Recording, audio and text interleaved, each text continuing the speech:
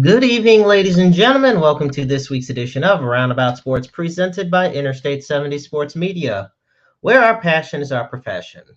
Thank you so much for tuning in. It is a dreary April 3rd, 2024. I'm the maestro, Jeremy Carp.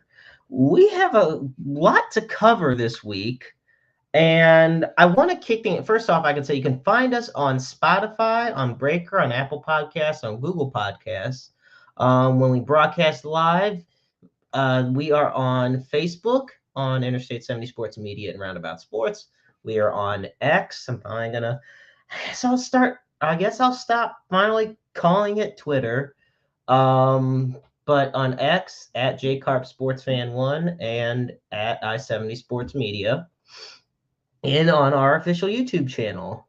Now, that being said, I also want to give a shout out to the folks at ReviewSTL.com and the Barn Media Group, as well as our very own Ryan K. Bowman, who writes for Heavy.com, covering the St. Louis Cardinals.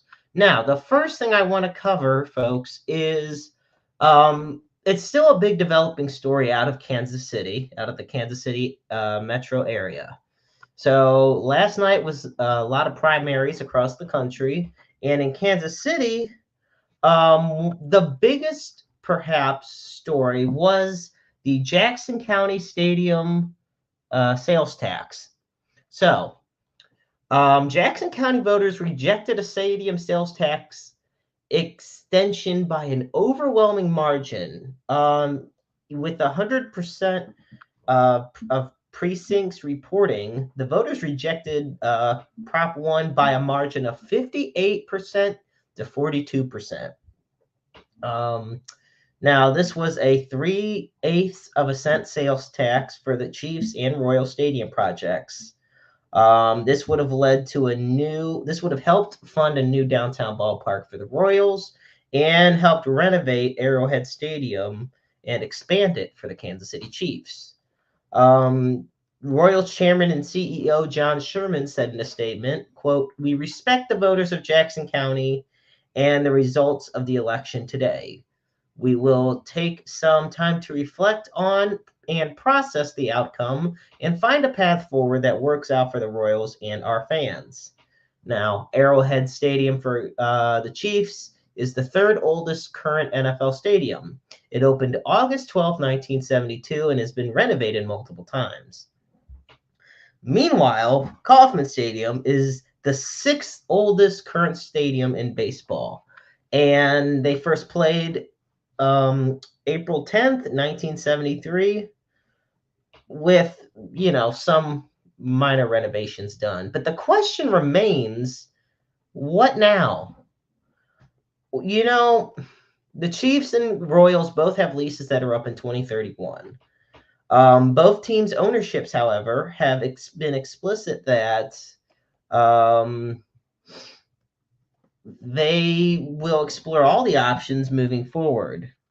So that is definite. And there's a good chance neighboring counties like Johnson County, Clay County, and others will make pitches to have the teams relocate to their area. Johnson County, which is in Kansas, have been very much itching for an opportunity to bring the Kansas City Chiefs to the over to basically the Kansas side of the Kansas City area.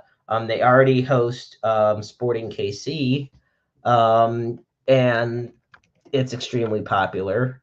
So, it's a lot that is going on. Mayor Quentin Lucas of Kansas City also released the following statement in reaction, quote, "Over the months ahead, I look forward to working with the Chiefs and the Royals,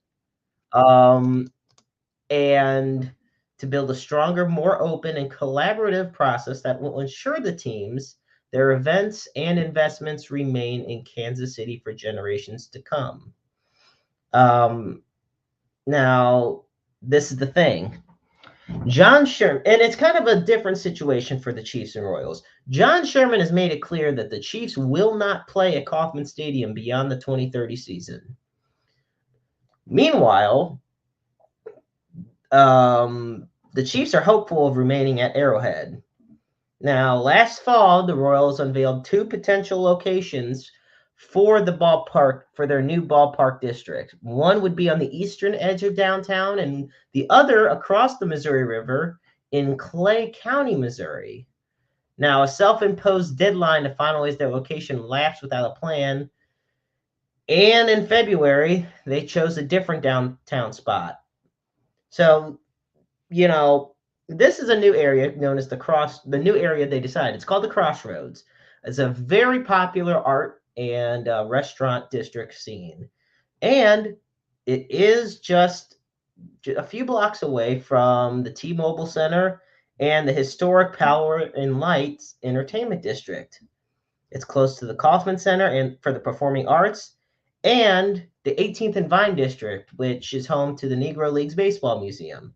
So there is a lot of promising potential having a new ballpark district out there.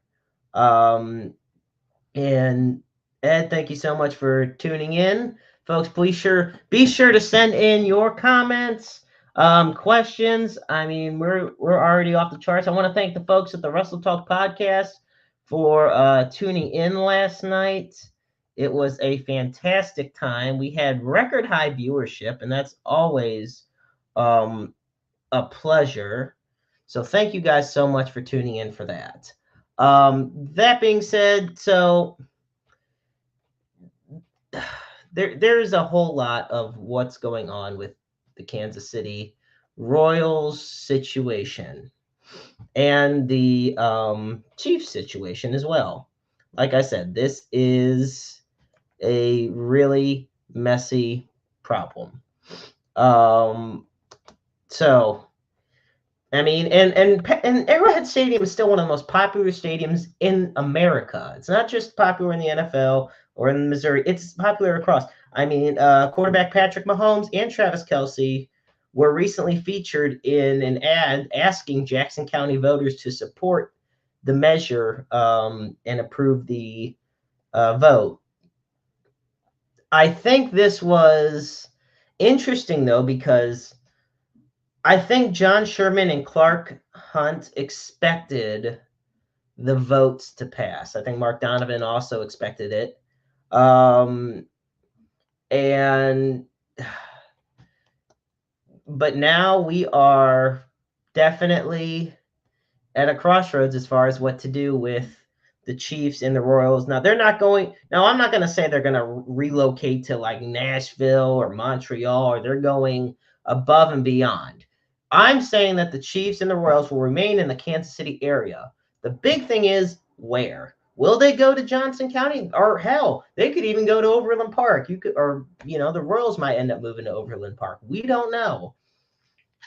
And this isn't something that's going to change tomorrow. I want to make this perfectly clear. This situation with the Kansas City Chiefs is not one that will change tomorrow. It's just something that we got to keep an eye on.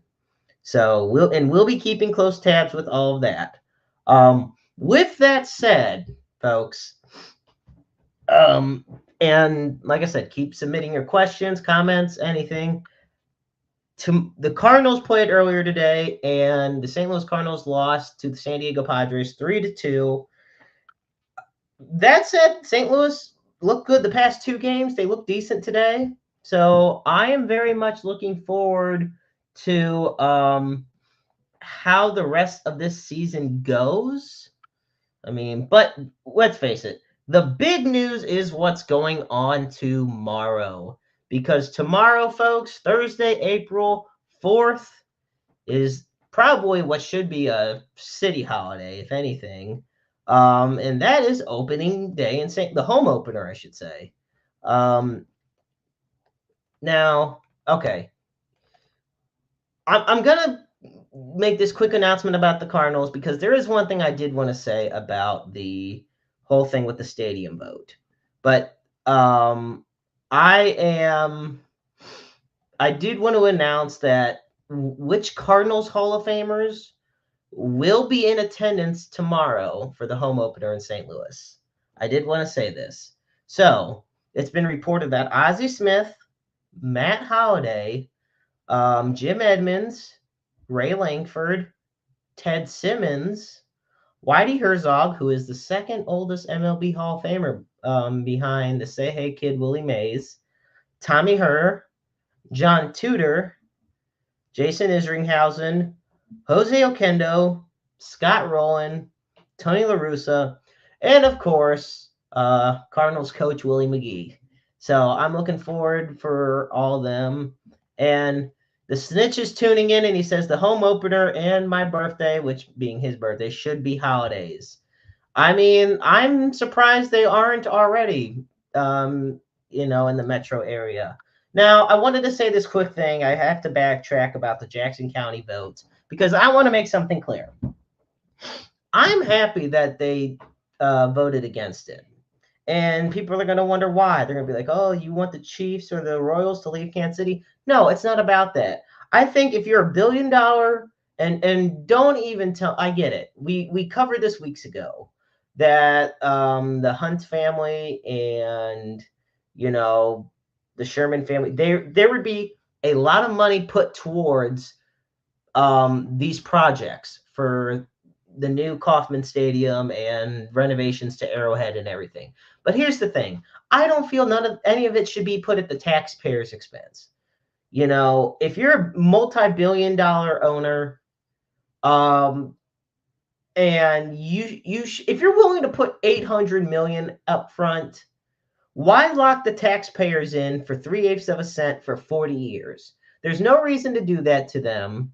And I know the naysayers are going to say, well, the thing of it is, if the Chiefs leave or if the Royals leave, the revenue that they earn goes with the teams earn and bring into the city, go with them. That may be the case. But guess what? You still have the same sales tax you've had this whole time. There's no reason to lock in. A 40-year agreement is a long time to invest in this. And look, as much as we would probably love to see Patrick Mahomes play the next 40 years, that's probably not happening.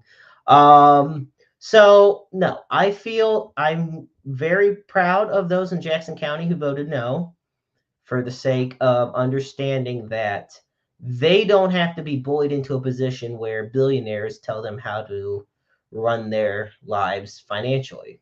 So that's my thought on the matter.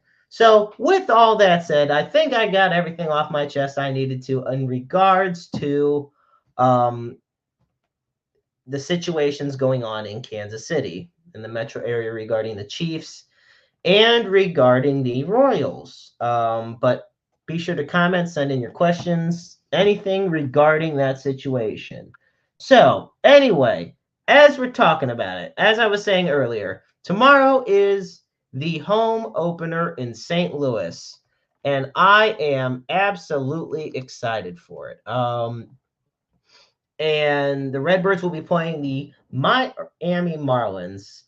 The game will start at 3:15, and the stadium, of course, for all two of you in the St. Louis area that doesn't know the location of the stadium, it's at 700 Clark Street in downtown St. Louis. Okay, now, in between the stadium and Ballpark Village, Clark Street will be closed. That's just a heads up for everybody heading downtown. The gates open at the stadium 21 and older. Well, excuse me. The gates open at noon. Now, all fans that are 21 and older have a chance to receive a magnet that features the Cardinals schedule, which is presented by Budweiser. Now, all, Interstate 70 Sports Media, Arch City Media, Under the Arch Sports, STL Sports Central, KSDK, KMOV, KTVI, all of us, ABC 30, everybody's got the full baseball schedules somewhere on their social outlets. Now, there are multiple places to park down in St. Louis, although I will say it can be hell. I'm going to say this. If you're willing to spend $35 to $40, the iconic garages that used to be connected by the old Busch Stadium are prime parking options for you. Like I said, though, you'll have to pay quite a bit. Same if you parked at Ballpark Village. So these are the garages within a half-mile Busch Stadium. I'm going to read these off to you. Take take it with a grain of salt. And for all you know, you all might already have an arrangement made. So you got the 151, 249 South Broadway parking. There's the 500 North Broadway garage. The Couples Station garage at 421 S South 10th Street. There's the I Park It at 215 South 8th Street. The Justice Center garage at 1115 Clark Avenue. Like I said, the One Cardinal Way garage, the Peabody Plaza garage, St. Louis Center East at 420 North 6th Street. And there's plenty of other parking lots on Pine, Spruce, and South 7th. And of course, there's, off South Broadway, off Washington, Pine, 7th Street, Olive Street. I mean, there is plenty of parking options for the ball game, for the ballpark. I'm just going to say this right now.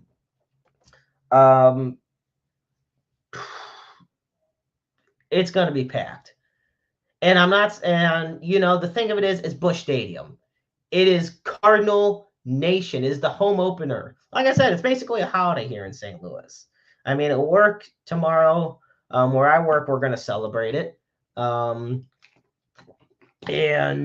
I know everybody around is going to celebrate it. It's an iconic time. And, the Cardinals right now, they're in an interesting situation. So last night, like I said, they lost today to the Padres, but last night everything went great. Everything that could have gone right did. Miles Mikolas pitched the second consecutive quality start of the year. They won 5-2. Gallegos, Andrew Kittredge, and Ryan Helsley all pitched shutout innings. Wilson Contreras hit another 2-run home run. It was the second in a row, like as far as games. Michael Ciani, Victor Scott II, Mason Wynn. These are some of the young studs with a lot of speed at the plate that are going to be a huge part of the St. Louis Cardinals organization for years to come. I will say, I think Ciani might be the odd man out, even though he made a great catch in left field last night. I do feel that Ciani's going to be the odd man out once Tommy Edman comes back. I don't think you can send Mason Wynn down. I think you got to have Mason Wynn in the lineup still, or at the very worst, have him on the bench. But Mason Wynn has already been off to a hot start. I think Victor Scott II has already earned his spot. And that's just my opinion. I feel Victor Scott II. And like I said, folks, tune in. Send in your questions, your thoughts, who you think has shined brightly for the Cardinals early on in this young season. And when I mean young, I mean we're just now about to enter our third series of the season. So yeah, definitely just let me know who you guys feel is on the bright spot right now for St. Louis. I will say who I feel is not hitting that bright spot right now, and that would be Nolan Arenado. Arenado, unfortunately, he's really struggled early on. He hit into another crucial. Cardinals were down 3-1 in the 8th inning, and I'm telling you right now, there was the perfect chance for Arenado to make something happen, but unfortunately, he just ended up hitting into a double play, and that really sank the Cardinals, and I just don't feel that. Somebody brought it to my attention earlier was that Arenado also ended the season bad last year. So on top of it, starting, like, ugh. And anyway, I digress. Okay, so more things about opening day. Might as well take you all down a trip through the festivities of why it is so historic. Now, I mentioned earlier in the show all the legends, Hall of Famers, Cardinal Hall of Famers, Baseball Hall of Famers that'll be there. So I might as well announce kind of the schedule that's going to happen. Now, Cardinals batting practice as of now, scheduled for 12:05 to 12:55. Now, the pregame ceremony will begin at 2:30 with an appearance by, of course, the world famous Budweiser Clydesdales. Fred Bird and Team Fred Bird will be introduced. The DeWitt family, as well as John Mozeliak, will be introduced at home plate, and God forbid that should be interesting. I can only imagine the introduction that John Mozeliak will end up getting for his introduction. Of course, we're gonna welcome back the hometown heroes who played for the Cardinals. The introduction of the 2024 Cardinals. The 2024 ceremonial first pitch will be by members of the 2004 National League Championship team. Probably one of my favorite Cardinals teams of all time. Tony Womack, obviously MV3 of Pujols, Edmonds, and Roland. Even Marlon Anderson, Ray Langford on the team. I mean, so many great. Reggie Sanders, like it was a very stacked team in the lineup. On top of the fact that, shoot, you look at the pitching. You had Jeff Suppan, Jason Marquis. You had Ray King, and Isringhausen in the bullpen. Woody Williams. I could just go on all day naming guys from this team and how fantastic they were. Unfortunately, they had to go to the World Series and face the literally most team probably with the most momentum you could ask for at that time, and that being the Boston Red Sox. But that's neither here nor there. As you can tell, I am very excited for opening day. Seeing the Cardinals, it's weird. So we're 7 games into 2024. Looking at how the Cardinals have done so far, I look at them and I say to myself, when it's bad, it is awful. When it's good, it's promising. I've yet to and my dad's commenting now. He's saying that his favorite, he feels that the 85 Cardinals team was the best. Yet another fantastic team that unfortunately came up just short in the World Series. So it's interesting. It's the Cardinals teams that seem to sneak in to the playoffs or the World Series that are the ones that end up winning it, and it's the ones that absolutely dominate that don't. 2013 Cardinals, 2004, 2005, 85, 87. Yeah. You do the math on all that one, folks. But no, be sure to share some of your favorite opening day memories, some of your favorite Cardinals players. I will say, I want to give a shout out to the Kansas City Royals because they've already had their home opener.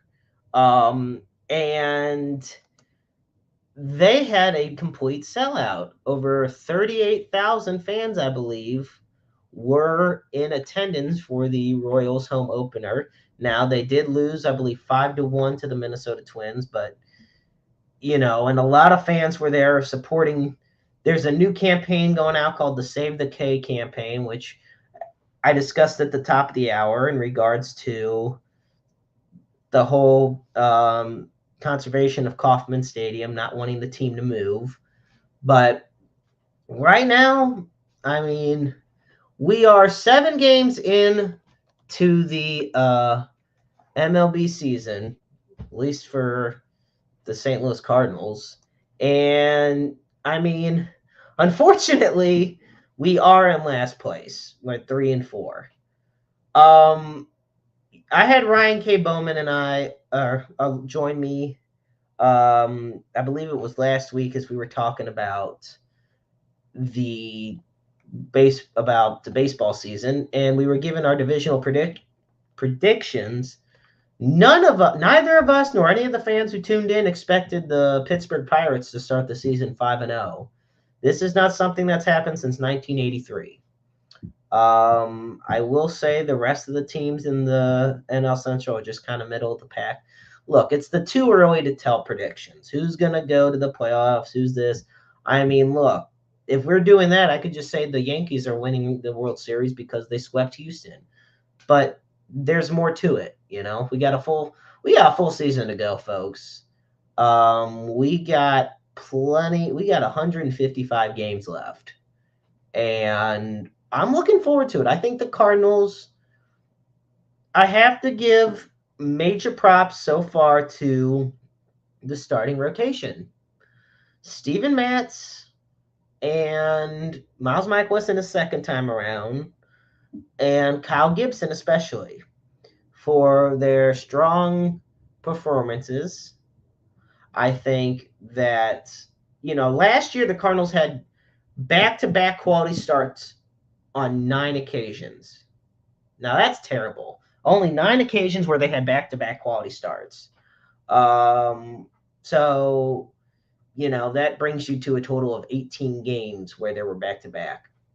Meanwhile, we're already at the 1 point for that because Matz and Gibson went back-to-back on their qualities. I'm sorry, Gibson and Michaelis. They were limiting. Ollie was limiting Matz's pitch count, but nevertheless, like I said, folks, it is great. The St. Louis Cardinals are on the verge of their home opener. It is fantastic. Like, I am just so hyped. And once again, tell me some of your favorite moments from your opening day experiences or home opener experiences. I know we got some longtime Cardinal fans tuning in.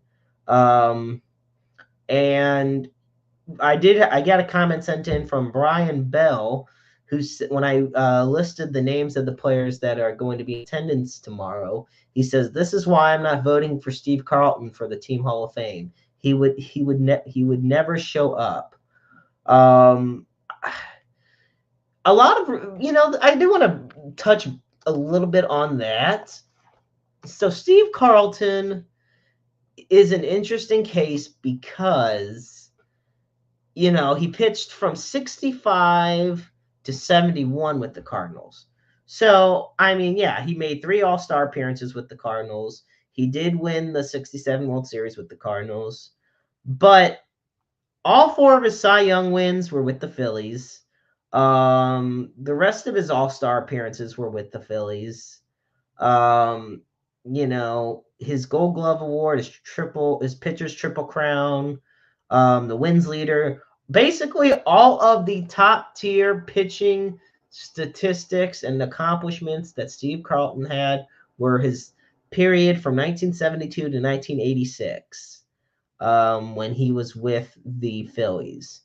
Now, he also did pitch that year with the White Sox and Giants and then pitched 2 more years in the major leagues. But like I'm saying, folks, Steve Carlton, you give me your call if you fans feel that Steve Carlton should be a member of the St. Louis Cardinals Hall of Fame.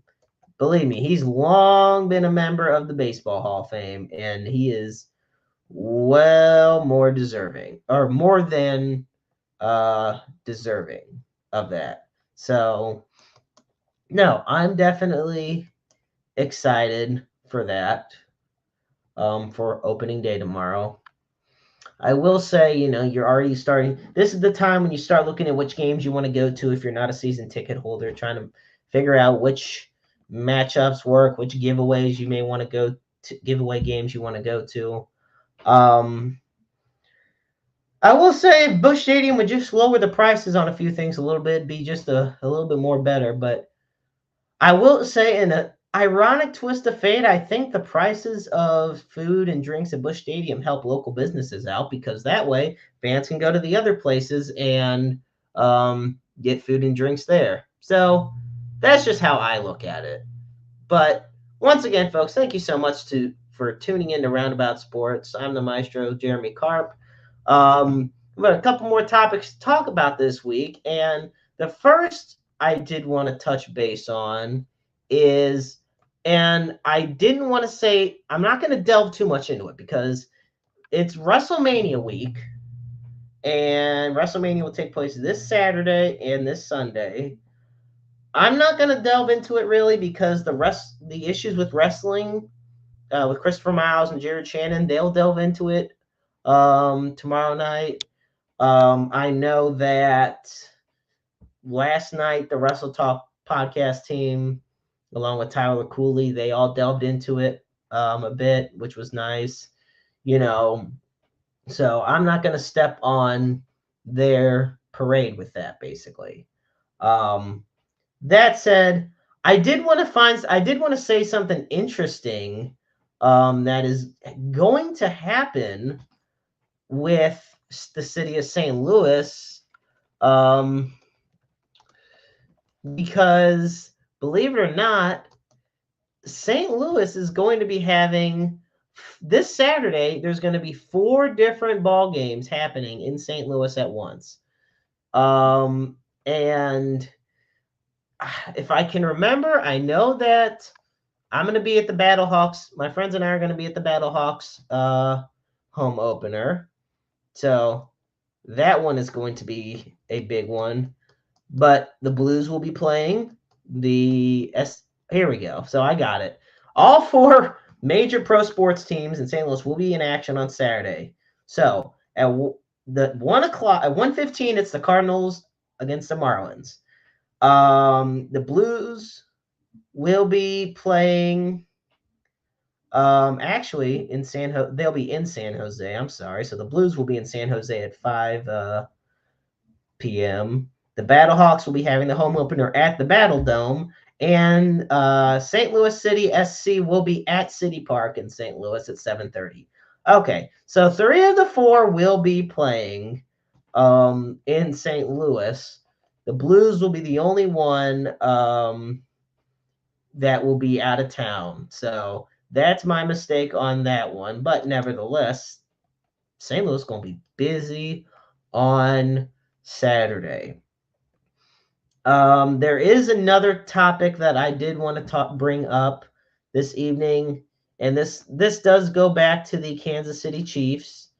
So Chiefs wide receiver Rashee Rice had stated on Wednesday that he was taking full responsibility in a excuse me, in a weekend wreck which involved a Lamborghini and a Corvette that caused a 6-car accident, shutting down a Dallas highway and resulting in injuries to 4 people. So, to give a little backstory, Rashee Rice was leasing a Lamborghini SUV that police said were speeding along with a Corvette on the North Central Expressway in Dallas. The crash ultimately, according to police, involved 6 vehicles. And the occupants of the Lamborghini and the Corvette left the scene without providing information or seeing if anybody at the scene needed medical attention. So Rice said on his Instagram story, quote, "Today I met with the Dallas PD investigators regarding Saturday's accident. I take full responsibility for my part in this matter and will continue to cooperate with the necessary authorities. I sincerely apologize to everyone impacted in Saturday's accident." Okay, so this is the thing that okay. So his attorney did state earlier this week that the NFL star receiver was cooperating with authorities, but did not delve into more details. And the Chiefs obviously are aware, but they're not releasing any statements at this time. This is interesting, though. So Rashee Rice was leasing the Lamborghini from an exotic car rental company called the Classic Lifestyle. Now, under the terms of the lease, Rice would have been the only person allowed to drive the vehicle.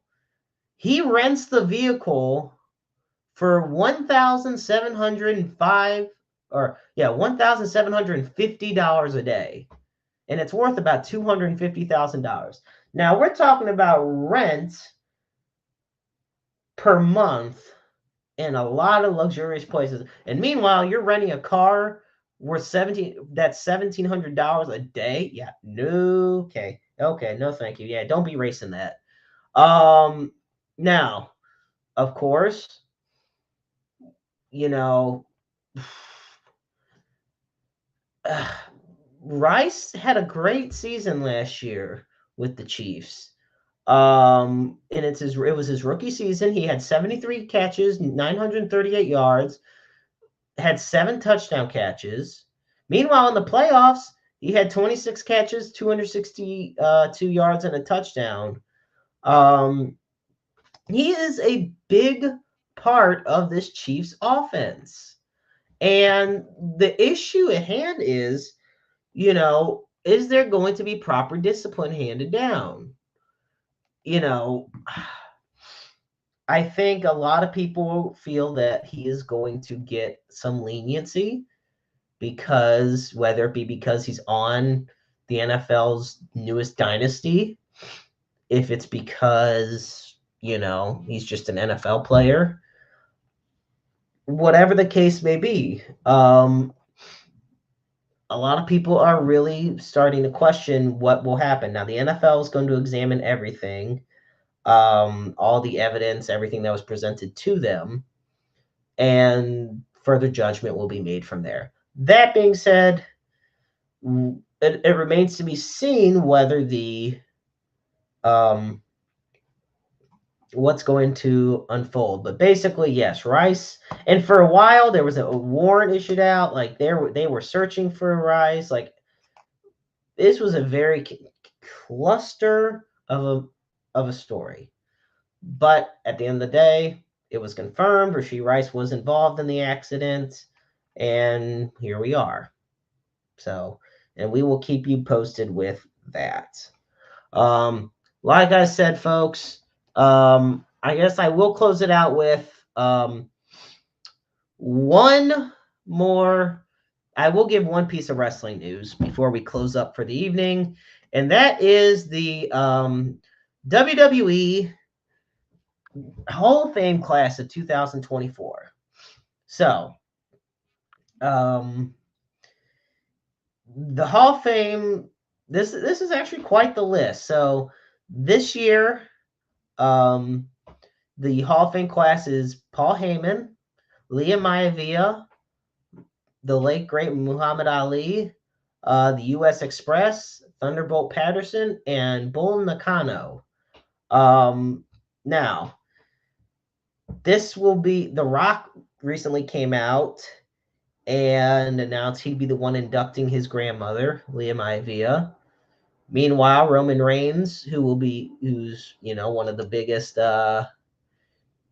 faces in pro wrestling, will induct his mentor and advisor, Paul Heyman. So, yeah. Meanwhile, it was announced that Jackie Redmond will assume the role as host for the Hall of Fame ceremony. Now, she is a prominent figure in the world of the National Hockey League. So, but she's done work in WWE for a while as well. So I'm looking forward to it. I think, and the Hall of Fame ceremony is always a great one. So I'm excited. Like I said, folks, stay tuned for the Wrestle Talk podcast for Issues with Wrestling with Christopher Miles and Jared Shannon for more in regards to the latest in the world of professional wrestling. So with that, folks, I want to thank you all so much for tuning in. It's been an absolute pleasure having you all join me this week.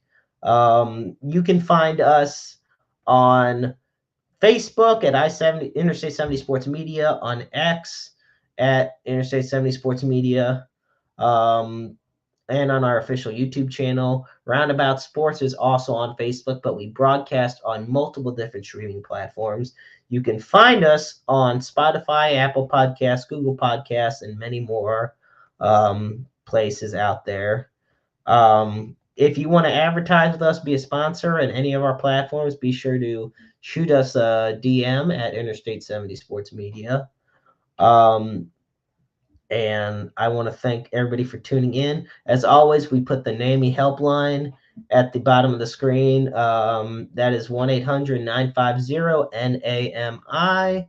That is 1-800-950-NAMI. The National Alliance on Mental Illness is the nation's largest grassroots mental health organization dedicated to building better lives for those with mental health issues. And of course, we always close by putting the Suicide and Crisis Lifeline. And for that, you dial 988. The line's open 24/7, 365, 366 on leap years. Understand that you're never alone out there, and there's always somebody out there who loves you and cares about you and wants nothing but the best for you. And we all struggle, and you're just a phone call or an email or a text message away. And you could also be the listening ears for somebody else. So I want to thank you. Be sure to catch us next week. And always remember, I'm the Maestro Jeremy Karp, and life is a book full of empty pages just waiting to be written in. Make your lives worth reading. Good night, everybody.